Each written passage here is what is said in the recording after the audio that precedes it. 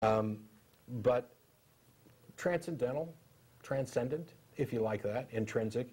The important thing is that these things are simply true. They don't exist in any sense like of reality. They're not physical, and I would argue that they're not conceptual. They are just true. They are tautologies, which is the foundation of logic. Every logical argument is just an attempt to build the equivalent of a tautology. It's like a regressive system to A equals A. A doesn't equal not A. I still don't want to go overly deep into this, but I want to make sure I hit all the points real quick before we move on. Matt Slick went and claimed victory, which I'll admit, that ticked me off. You kind of messed with the wrong guy there, because I was willing to, have continued discussions and everything else. And while I'm not going to claim victory with regard to the argument, I'm going to claim victory with regard to reasoning power, maturity. I don't know. I wish I could think of more categories. It's pointless. You don't have to agree. I'm not even completely sure that I agree with my victory claim. But as long as you're going to do it, maybe I should nana-nana-boo-boo. I win, you don't. By the way, here's a dichotomy. Victorious, not victorious. If you were to say that either I'm victorious or it was a draw, that's a false dichotomy, because draw is in the not victorious category, right, but so is I won.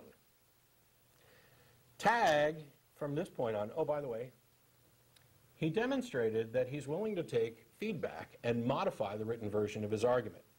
So if you go to the CARM website, what's written up there isn't the same as what was written up there before we talked.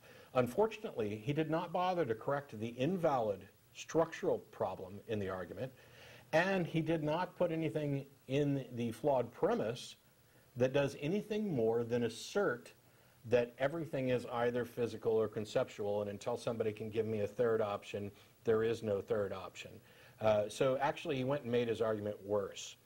So you're welcome to call back in, Mr. Slick, and you're welcome to present other arguments for the existence of God, although I'm not quite sure why you'd bother. If you brought your A game the first time and failed, I don't know why the B or C game should expect any different results. But you're welcome to do that. However, you're not welcome to discuss tag on the show ever again until you meet one of all of the following conditions. Number one, you retract your victory claim, just because I'm going to be just as petty as you are. Number two, you acknowledge the points I've made and actually address them rather than restating things and making bald-faced assertions. And number three, since you've shown that you will modify that page on your website, you need to modify the page on your website to reflect this as well. And when I see that that's happened, then maybe you can address tag again. Until then, tag's dead. Claiming you win doesn't make it so. And to borrow from a line, one of my favorite lines from one of my favorite shows, I can demonstrate it. Look, I'm surrounded by naked cheerleaders. Saying something doesn't make it true. Oh, and if anybody doubts that Matt Slick is actually conflicted and actually agrees with me, on the one hand, he's claiming that physical conceptual is a true dichotomy. And yet when someone asked him, which of those two categories is God in? You know what Slick's answer was? Neither.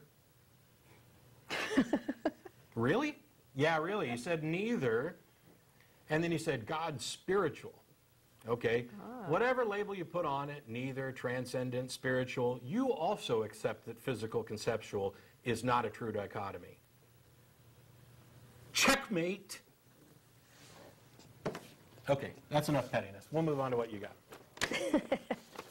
I don't think I can top that. Hey, we're not in the top game. I win. I beat Jen, too. Or we can take calls. I mean, it's up to you. I ranted much longer than I wanted to. Well, I just wanted to follow up a little bit on my Moral Panics show from back in December. Oh, no. Because we have people that write to us from time to time and say, hey, I got an email from whoever saying that when the Supreme Court took God out of the schools, the crime rate started to rise. And so, they say, hey, what should I say? And my response is, well, you could go to the Uniform Crime Reports, because interestingly enough, they keep numbers on that. And if you do that, what you'll find is that the violent crime rate, and I'm looking at the rate per 100,000, well, let's see. That's actual total numbers here. If I look at the rates here, for the murder rate, for example, the murder rate today is about the same as it was in 1966, which is lower than it was in 1991. And it peaked in, I believe, 1980. Let me find my cursor here. Yeah, 1980 is when the crime or the murder rate in the U.S. peaked. So, what we can glean from this is that during this period of time since the Supreme Court allegedly took school prayer out of the school, what they really did was they reiterated that it actually is a violation of the First Amendment for the school to sponsor prayer. Students can pray if they want to, anytime. But since the Supreme Court rendered that decision in 1963, crime rates did in fact climb. And they oscillated with various other social conditions for a period of time. And since about 1993 or so, they've been on a precipitous decline. And there's some pretty controversial theories about why that is. One of the most controversial was written by a guy named Stephen Leavitt, who wrote a paper about the abortion effect. It's basically that the 1973 Roe versus Wade decision had something to do with the decline in crime. Basically, an entire generation of kids who would have been born into households where they were not wanted, or that would have likely been raised in poverty, were never born, and therefore they didn't grow up and commit crimes. Very controversial, as I said, but... Yeah. The big thing is that in these discussions, on these issues, there are so many factors that it is almost impossible to determine true causal links and weight them appropriately. Yeah. All of these things contribute to this, and it may be the case, and I'm willing to say it here, although I'm sure some creationist nut job is going to cut out this one single clip, so let me insert lots of maybes. It may be the case that the Supreme Court decision that removed mandatory school prayer from school might have affected the crime rate. I can't say that it did or didn't. Yeah. It might have happened. I don't see any causal link there, and I don't see how anybody can claim there is. To me, it's like saying that my breakfast this morning contributed to the car accident that I was in. And by the way, I wasn't in a car accident. Yeah. I'm fine. Okay, good. But yeah, it's well, one thing that you can say is if you look at the crime statistics for the early 90s through the present day, and compare them to the number of religious people versus the number of atheists, what we can see is that non-religion is on the rise and crime is on decline. So, by the way, I saw some interesting statistics today with regard to online porn memberships. Oh, yeah? Yeah.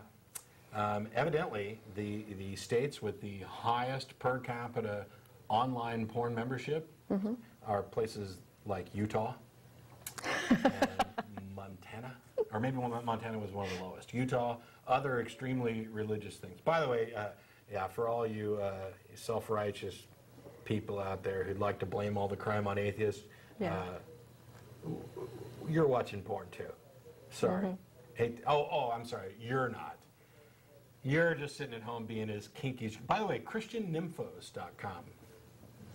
Yeah, for all you theists out there, they're talking about sexually pleasing their men in a biblical sense, and boy, are they graphic. There's some good stories on there, folks. Best thing ever to come out of Christianity, maybe. I don't know. This whole concept of biblical sex just really kills it for me.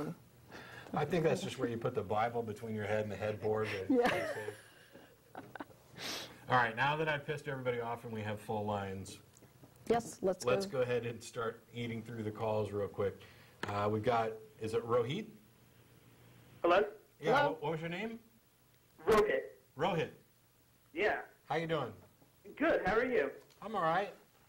I actually wanted to call in. I know, Matt, a couple of times you brought up the concept of Jainism. Yeah, and I'm completely baffled right here because whoever typed up your comment said Jonist and Jonism.